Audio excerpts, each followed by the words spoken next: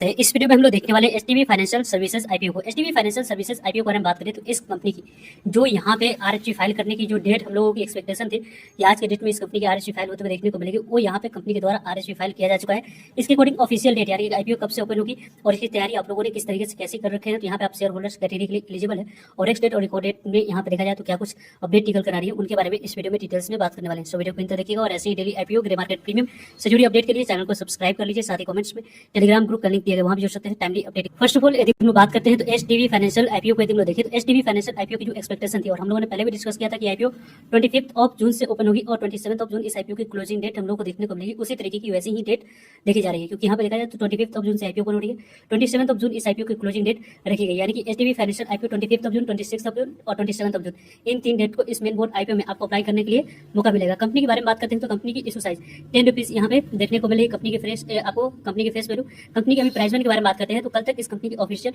प्राइसमेंट हम लोग को आते हुए देखने को मिल जाएगी या लेट नाइट तक इस कंपनी की प्राइसमेंट आते हुए देखने को मिलेगी। जैसे इस कंपनी की प्राइसमेंट आती है वीडियो के माध्यम से, उसके बारे में वैल्यूएशन किस तरीके से कैसे कंपनी के लिए निकल कर आ रही है उसके बारे में आप लोगों तक अपडेट पहुंच जाएगी। वैसे इस कंपनी को देखें तो कंपनी की इशू साइज अब तक की इस साल की सबसे बड़ी इशू साइज वाली आईपीओ यहाँ पे देखने को मिल रही है आती हुई, क्योंकि इस कंपनी की इशू साइज की बात करते हैं तो 12,500 करोड़ की टोटल इशू साइज इस कंपनी की देखने को मिल रही है। इस 12,500 करोड़ की इशू साइज में यदि हम लोग देखें तो यहाँ पे देख सकते हैं कि 12,500 करोड़ की इशू साइज में 2,500 करोड़ फ्रेश इशू और 10,000 करोड़ की बात करें ऑफर फॉर सेल है। यहाँ पे जो ऑफर फॉर सेल के माध्यम से 10,000 करोड़ पैसा कंपनी रेज करी है, कंपनी की डायरेक्ट की बात करें तो यहाँ पे प्रमोटर्स यानी कि इस कंपनी एचडीएफसी बैंक के पास जाते हुए देखने को मिलेगी 10,000 करोड़ अमाउंट्स। यहाँ पे book building IPO BSc NSC दोनों जगह कंपनी की लिस्टिंग होगी। इस कंपनी के टोटल इशू साइज के डिस्ट्रीब्यूशन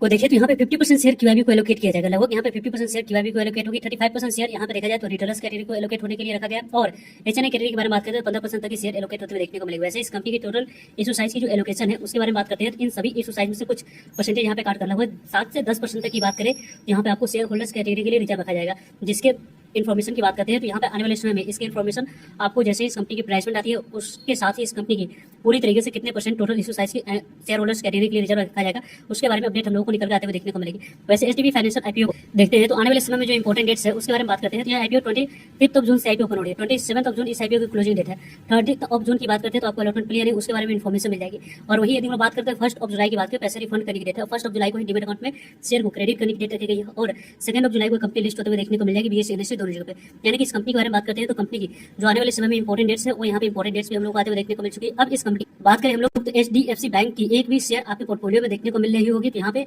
एचडीबी फाइनेंशियल आईपीओ के शेयर होल्डर्स कैटेगरी के लिए आप एलिजिबल होंगे। तब तक यहाँ पे आपके पोर्टफोलियो में इस कंपनी के शेयर देखने को मिलेगी, तब जाकर यहाँ पे शेयर होल्डर्स कैटेगरी के लिए आप एलिजिबल होंगे। उसकी यदि हम लोग पहले तो किसी भी कंपनी के बारे में बात करते हैं शेयर होल्डर्स कैटेगरी उस कंपनी में रखी जाती है जिसकी पेरेंट्स कंपनी पहले से ही लिस्टेड हो और बीएससी एनएससी दोनों जगह पर एचडीबी फाइनेंशियल सर्विसेज आईपीओ के पेरेंट्स कंपनी के बारे में बात करते हैं तो एचडीएफसी बैंक की बात करें तो इस कंपनी की लिस्टिंग पहले से हो रखी है। तो इसके कारण से इस कंपनी की जो आईपीओ है एचडीबी फाइनेंशियल आईपीओ की बात करें तो उसमें यहाँ पे शेयर होल्डर्स कैटेगरी हम लोग को देखने को मिल रही है। इसी शेयर होल्डर्स कैटेगरी के लिए एलिजिबल होने के लिए जो इस कंपनी के पेरेंट्स कंपनी एचडीएफसी बैंक पहले से लिस्टेड है, इसकी एक भी शेयर यदि आप लोगों ने बाइंग करके रखे हैं तो यहाँ पे आप लोगों को शेयर होल्डर्स कैटेगरी में अप्लाई करने के लिए एलिजिबल माना जा रहा है। यहाँ पे एक्स डेट और रिकॉर्ड डेट के बारे में बात करते हैं तो पूरी तरीके से कंफर्म लेट नाइट तक यहाँ पे आते हुए देखने को मिलेगी। लेकिन एक्स डेट और रिकॉर्ड डेट की बात करें तो आज आरएचपी फाइल हुई है तो यहाँ पे आरएचपी फाइल जिस दिन होता है उसको रिकॉर्ड डेट के तौर पर माना जाता है और आरएचपी जो फाइल हुई है उसके अकॉर्डिंग आज रिकॉर्ड डेट निकल कर रही है 19 जून की बात करें तो यहाँ पे आज के डेट में यदि आप लोगों ने एचडीएफसी बैंक के शेयर को बाइंग किए होंगे तो यहाँ पे शेयर होल्डर्स कैटेगरी के लिए आप एलिजिबल होंगे। कल तक की बात करें तो यहाँ पे 18 जून तक जिन्होंने इस कंपनी की प्रमोटर्स की कंपनी के एक भी शेयर को बाइंग किए होंगे उनको यहाँ पे देखा जाए तो शेयर होल्डर्स कैटेगरी में अप्लाई करने की अपॉर्चुनिटी मिलने वाली है। तो इस तरीके से देखा जाए तो आप लोगों को अलग अलग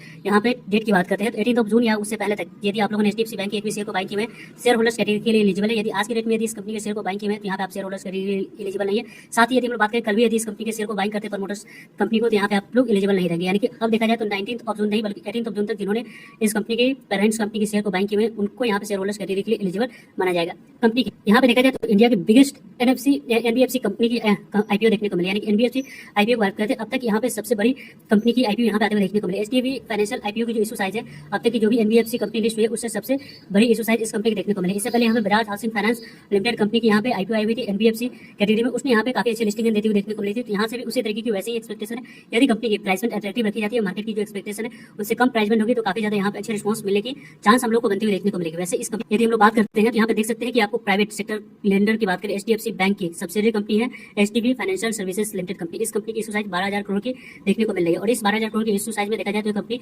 25 जून से ओपन होगी, 27 जून इस IPO की क्लोजिंग डेट रहने वाली है। एक्सचेंज की फाइलिंग के बारे में बात करते हैं तो यहाँ पे देख सकते हैं कि फाइनेंशियल शेयर की बात करते हैं तो कंपनी 19 जून को RHP यहाँ पे इस कंपनी के द्वारा फाइल किया गया है। और यहाँ पे इस कंपनी की जो फाइल हुई है एंकर पोर्शन के बारे में बात करें जो कि मेन यहाँ पे किस तरीके से कैसे एंकर पोर्शन इस कंपनी में देखने को मिलेगी उसके बारे में अपडेट 24 जून को निकल कर आते हुए देखने को मिलेगी। तो इंपॉर्टेंट रहेगा देखना कि 24 जून को किस तरीके से कैसे रिस्पॉन्स इस IPO में आते हुए देखने को मिलेगी। वैसे इस कंपनी की टोटल जो RHP फाइल हुई है उसके अकॉर्डिंग देखा जाए तो इस कंपनी की यहाँ पे जो वैल्यूएशन निकल कर आ रही है 62,000 करोड़ की इस कंपनी की टोटल वैल्यूएशन हम लोग को निकल कर आते हुए देखने को मिल रही है। इस वैल्यूएशन में यदि हम लोग बात करें तो पहले तो आपको 12,500 करोड़ की इशू साइज में से कुछ पोर्शन यहाँ पे एंकर इन्वेस्टर को 30% तक की शेयर एलोकेट होते हुए देखने को मिलेगी 24 जून को। और रेस्ट ऑफ QIB और HNI और रिटेलर्स के बारे में बात करते हैं तो यहाँ पे आपको यदि हम लोग डिस्कस करते हैं तो इस कंपनी की जो भी आपको प्राइस में रखी जाएगी उसी के अकॉर्डिंग इस IPO में रिस्पॉन्स भी हम लोग को आने वाले समय में देखने को मिलने वाली है। इस कंपनी को यदि हम लोग डिस्कस करते हैं तो फर्स्ट ऑफ ऑल इस कंपनी जो IPO है उसमें फ्रेश इशू 2,500 करोड़ की देखने को मिलेगी, 11,000 10,000 करोड़ की बात करें तो ऑफर फॉर सेल है। यहाँ पे अभी भी बीच होल्डिंग की बात करते हैं तो इस कंपनी में HDFC बैंक 94.3% की स्टेक ओन करते हैं। यहाँ पे IPO आने के बाद कुछ स्टेक आने वाले समय में यहाँ पे कम होते हुए देखने को मिलेगी। और अक्टूबर 2024 में इस कंपनी की IPO की DRHP फाइल हुआ था। अब जाकर RHP फाइल होते हुए देखने को मिला,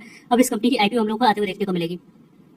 इसके यदि हम लोग ग्रे मार्केट प्रीमियम के बारे में बात करते हैं तो जो मोमेंटम स्टार्ट हुई थी 90 रुपए पे इसकी ग्रे मार्केट प्रीमियम स्टार्ट हुई थी, वहां से इस कंपनी की ग्रे मार्केट प्रीमियम 80 रुपए पे गई। देन यहाँ पे फिर से इस कंपनी के 85 रुपीज पे जाते हुए देखने को मिला और अभी 100 रुपीज से ऊपर इसके ग्रे मार्केट प्रीमियम ऐसे रिपोर्ट के अनुसार से कारोबार होते हुए देखने को मिलेगा। वैसे इस कंपनी का ऑफिशियल प्राइस आने के बाद क्या कुछ परसेंटेज ग्रे मार्केट प्रीमियम की निकल कर आ रही है, साथ साथ यहाँ पे जो इस कंपनी की जो शेयर होल्डर्स कैटेगरी के लिए जो भी कंफ्यूजन है RHP रिकॉर्डेड और एक्सटेट के रिलेटेड उसके बारे में लेट नहीं कोशिश करेंगे आप लोगों को वीडियो के माध्यम से अपडेट कर दो। तो चैनल को सब्सक्राइब कर रखिएगा ताकि आप लोगों को अपडेट पहुंच पाए। जो क्वेरी है कमेंट करके पूछ सकते हैं। मिलते हैं एक नई इन्फॉर्मेटिव वीडियो में, तब तक ले जाए।